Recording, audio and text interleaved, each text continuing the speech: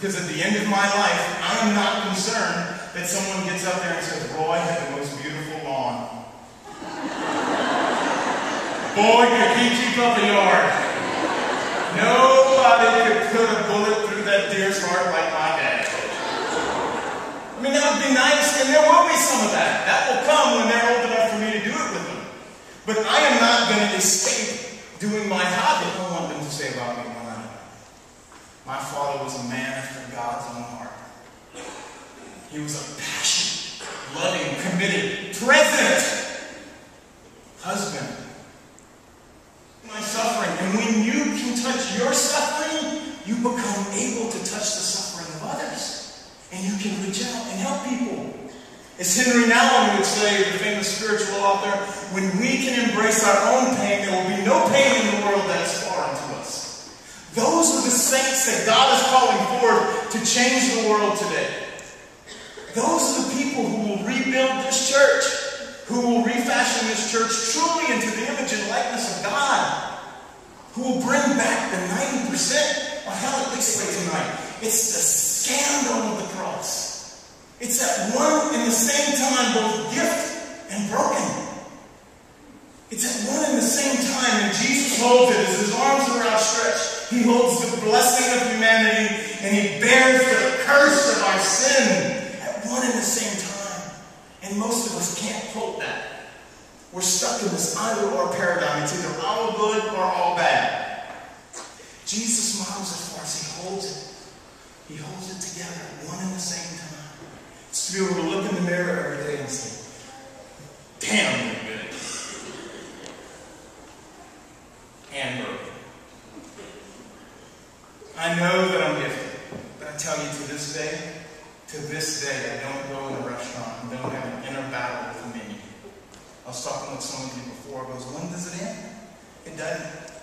St. Augustine said, the most beautiful cry and expression for intimacy of all time. He said, oh God, our hearts are restless until they rest in you. They're restless. There's an itch.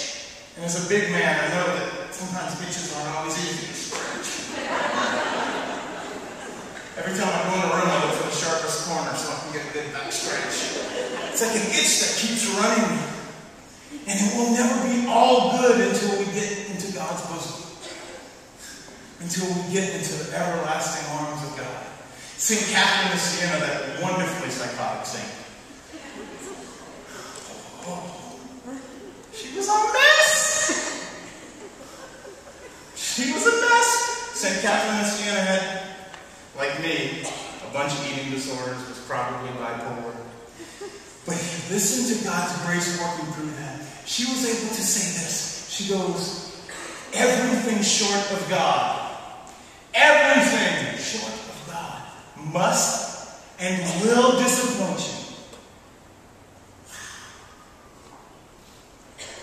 Man, Roy, that sounds depressing. No, listen to it again. Everything short of God must and will disappoint you. It's supposed to. A lot of times, the real misery, not the suffering, the misery that we feel is, this shouldn't be happening to me. I deserve better than this. Well, didn't the people in Japan deserve better than that?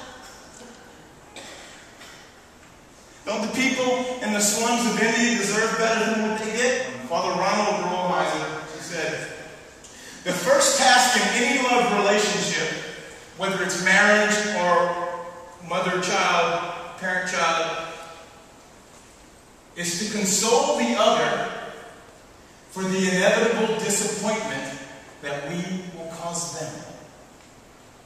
To console them for the fact that our love has limits, that we cannot not disappoint the other. Woo! I love that! So it's okay that she farted in the bed on our honeymoon night.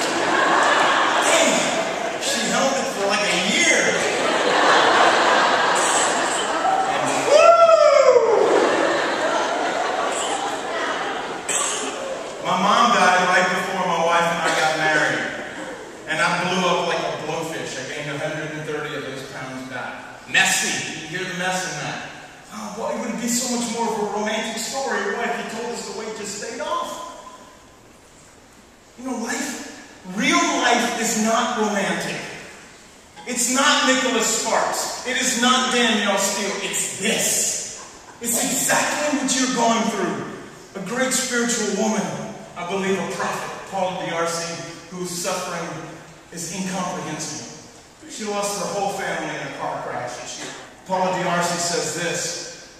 She said, God comes to us disguised as our life. Yes! God comes to us disguised as our life. We keep going, God's out there, God's out there. God is in the poopy diaper. God is in the bounce check. God is in the argument. God is in the fight you have with your teenager. God is bringing your teenager to treatment. God is your teenager bringing you to treatment. And if you are locked into that notion of holiness, you will never embrace your holiness. We don't have to make people perfect.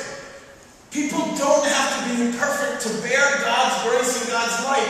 I am as imperfect as it gets. Impatient, I'm tempted.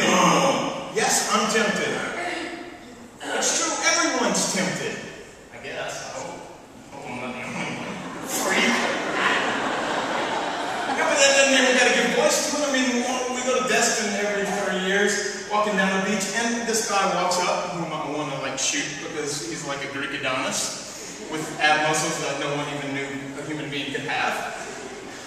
And I know my wife looks at that guy and goes, man, he's hot. I don't need her to say it.